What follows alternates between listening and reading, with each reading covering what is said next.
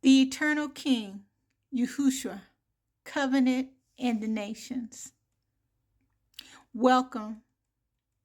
Today I'm going to be uncovering the truth about Yahusha, the Messiah, his eternal identity, covenant kingship, and the purpose of salvation for the house of Israel and the nations. Today I will begin with the foundation. John 1:1. In the beginning was the Word. And the Word was with Elohim, and the Word was Elohim. The eternal identity of Yahushua.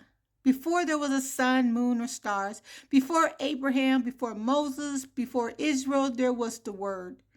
The word in Greek is logos, but in Hebrews, this is dabar, meaning both spoken word and living purpose. Yochanan is telling us that Yahushua is the living word, the embodiment of Yahuwah's will. John 1:3 says, all things were made by him, and without him was not anything made that was made.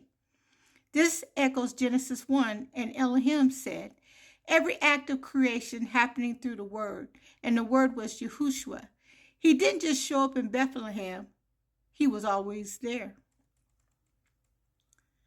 The covenant path, Abraham to Yehuda. So how does this eternal Word enter the human story? He enters through a covenant, a chosen bloodline. Let's trace that path. Genesis 12, Yahuwah calls Abram and promises, through you all the families of the earth shall be blessed. Genesis 17. The covenant of circumcision is made with Isaac, not Ishmael. Then to Jacob, whose name becomes Israel. Genesis 32:28. Jacob's son, Yehuda, which is Judah, receives a prophetic word in Genesis 49:10. The scepter shall not depart from Yehuda until Shiloh comes. This points directly to Yahushua, the king from the tribe of Yehuda, and the rightful heir to the throne of David. The word became flesh, as in John 1:14, it says, and the word was made flesh and dwelt among us. Yahusha took on flesh through the womb of a Hebrew woman, fulfilling prophecy, law, and covenant. Born into the tribe of Yehuda, descendant of David, sent to the lost sheep of the house of Israel, Matthew 15:24. But he was more than a prophet or a rabbi. He was the king of Israel, foretold in the prophets and sent by Yahuwah himself. The king and the nations. Now here's the real question. If Yahushua came as the king of Israel, what does that mean for the rest of the world? Was salvation only for the children of Israel? What about the Gentiles? Does race or color matter in the kingdom? We'll tackle all these in the depth throughout this series, but for today, hear this. Yahusha came through a specific people, Israel, but he came for a global purpose. He says in John 10:16, other sheep I have which are not of this fold, them also I must bring.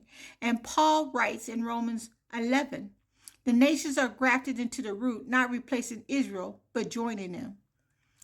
So yes, identity matters, covenant matters, but Yahushua's internal kingship isn't about racial superiority. It's about a divine order. Why it matters. Yahusha wasn't just a good teacher. He wasn't a Roman myth nor a European invention. He is the eternal word made flesh through a Hebrew bloodline, fulfilling promises made to Abraham, Isaac, and Jacob. And anyone, Israelite or Gentile, who receives him as king, who walks in his truth, will be saved and served in the new Jerusalem. So my challenge for you this week, read John 1 alongside Genesis 1 and ask, what does it mean that Yahushua was there in the beginning?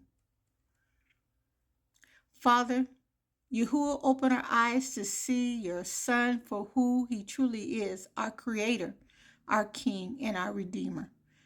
Let every listener be awakened to truth and drawn into covenant through Yahushua, the Word made flesh. Amen.